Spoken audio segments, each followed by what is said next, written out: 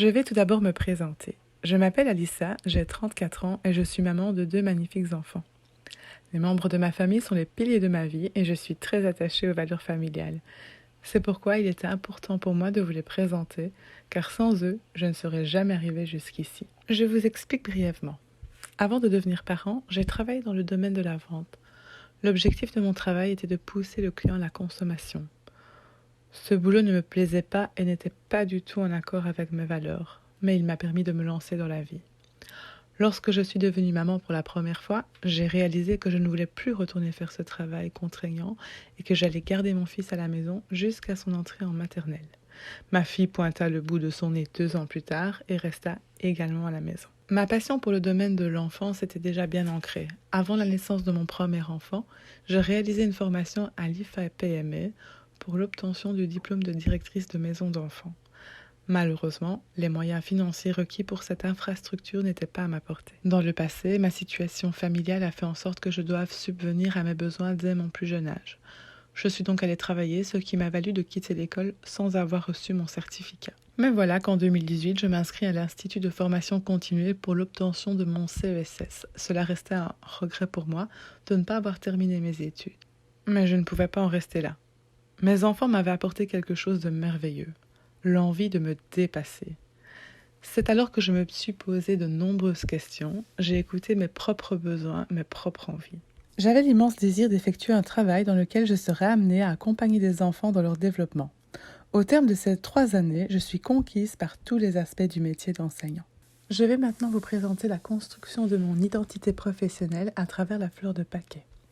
Celle-ci regroupe les compétences nécessaires à l'exercice de la profession autour de 6 axes de formation. Je vais commencer par développer la facette de l'acteur social. Je tiens à incarner les valeurs de notre système éducatif et je m'engage à remplir les missions du décret car elles sont en totale adéquation avec mes valeurs. Le développement des valeurs sociales comme la coopération, le respect, la tolérance, l'égalité, la collaboration et l'empathie sont pour moi très importantes et feront partie de ma pédagogie. Je tiens également à utiliser les méthodes propices au développement de l'autonomie, de la curiosité, de la confiance en soi afin de former des élèves épanouis. Pour construire le contenu des dispositifs d'apprentissage, je me réfère au socle des compétences afin d'amener tous les élèves aux objectifs attendus, tout en attendant le nouveau référentiel avec impatience. Je ne souhaite pas forcément donner des devoirs à mes élèves. Je rassemblerai tous les documents et arguments nécessaires pour appuyer mes choix.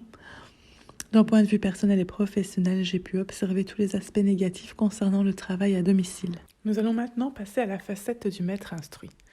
Lors de mes expériences en stage, ma plus grande crainte a été de ne pas maîtriser parfaitement chaque matière dans sa globalité. Madame le maire m'a souvent rassurée en disant « Tu sais, les enseignants du primaire, c'est un peu comme les médecins. Ils sont généralistes, mais pas spécialistes. » Lorsque je dois rédiger une leçon, je sélectionne des ouvrages qui me semblent pertinents afin de maîtriser le sujet et combler certaines lacunes. J'ai le désir et l'envie d'améliorer mon éloquence ainsi que mon orthographe. Il est crucial en tant qu'enseignant de maîtriser parfaitement le français. Je participe souvent à des événements ou des activités culturelles, ce qui me permettra d'apporter à mes élèves des connaissances de culture générale. Je tiens à continuer ma formation et cela tout au long de ma vie. Je suis toujours impatient d'apprendre de nouvelles choses. La formation continuée est de mon point de vue très importante car elle nous permet de nous renouveler, de découvrir de nouvelles pratiques et d'effectuer une analyse réflexive sur notre pédagogie et surtout de ne pas s'encrouter dans nos méthodes. Passons maintenant à la personne en relation. Lors de chaque stage, j'ai réussi à établir des relations de confiance avec les élèves.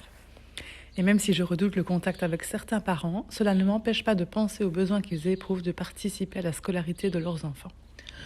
Je souhaite établir une relation de partenariat et un climat de confiance avec les parents des élèves. Je tiens à établir des liens étroits avec toutes les personnes participant à la vie de l'école. Il y a maintenant 4 ans que je fais partie du comité de parents de l'école de mes enfants. Et être membre de ce comité m'a permis de participer activement à la vie de l'école et de mettre en place des projets au service des élèves, mais aussi de rencontrer l'équipe pédagogique et encore d'autres acteurs de l'enseignement. J'ai découvert lors de mon stage l'utilisation d'un Padlet pour la classe.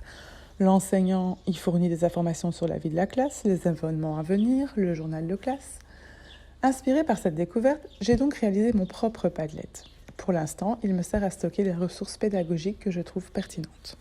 Ce Padlet sera utilisé par les élèves comme outil de travail, mais il servira aussi d'outil de communication pour les parents.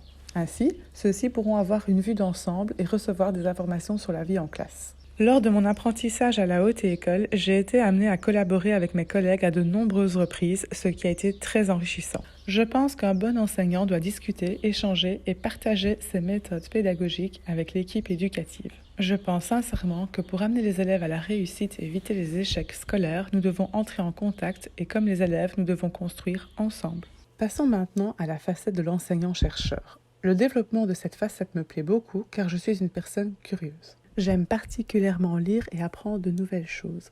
Je m'intéresse à diverses thématiques car j'aime élargir les horizons et faire des liens. Tout enseignant doit prendre conscience qu'il n'est pas détenteur de tout savoir, le monde est en constante évolution et il se doit d'actualiser ses connaissances et ses pratiques. Sur la toile, je me suis affiliée à des communautés d'enseignants, ce qui me permet de discuter avec des acteurs de l'enseignement qui, eux aussi, sont en mouvement de recherche pour diversifier et améliorer leurs méthodes.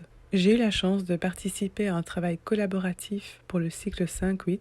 En retour, j'ai reçu une quantité de ressources et de préparation de leçons. Étant sensible aux bienfaits de la nature sur les enfants, je me suis intéressée à la pédagogie de l'école de dehors. J'ai réalisé un travail de recherche portant sur le sujet, ce qui m'a permis d'enrichir mes connaissances et de consolider ma pensée. J'ai le projet de me former à cette pédagogie en collaborant avec le Centre régional d'initiation à l'environnement.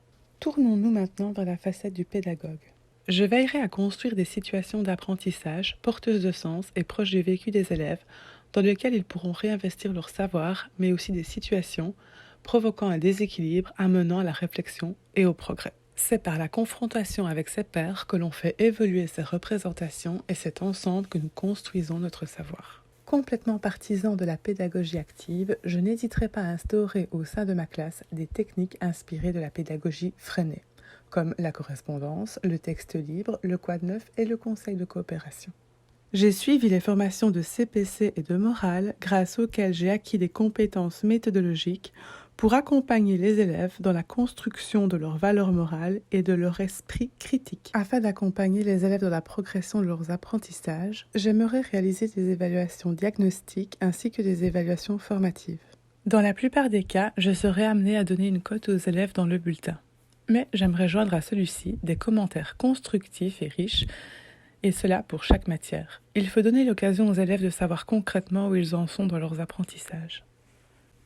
J'aimerais utiliser l'auto-hétéroscopie ainsi que le dispositif d'approche interactive, afin de toujours avoir un regard critique et réflexif sur mes pratiques dans le but de les réguler.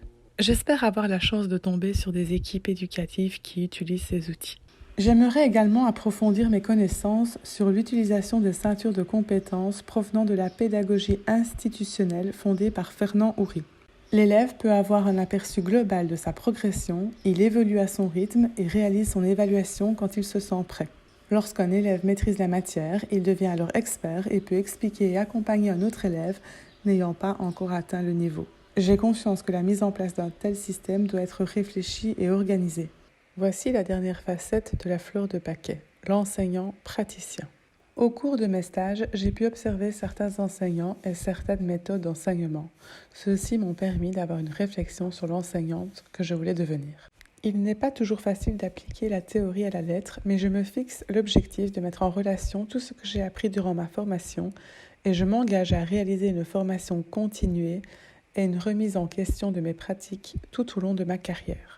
Pour favoriser le travail d'équipe et de recherche, j'aimerais mettre en place une classe flexible car elle semble être un lieu d'apprentissage qui répond mieux aux besoins des enfants.